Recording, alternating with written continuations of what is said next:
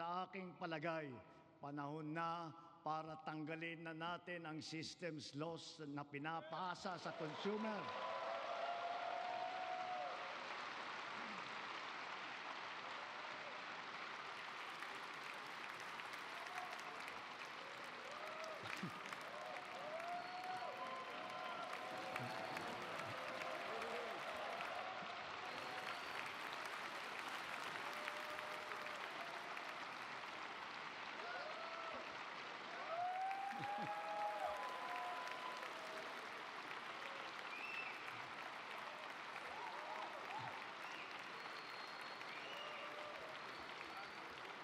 Pinapasa ito sa consumer at kinakarga sa bill na pinapatungan pa ng value-added tax.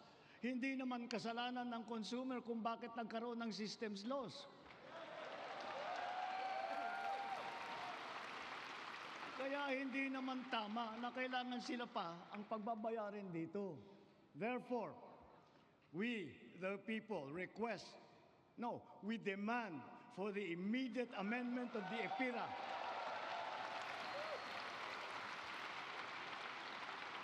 and to prohibit charging systems laws against consumers, including the value-added tax thereon.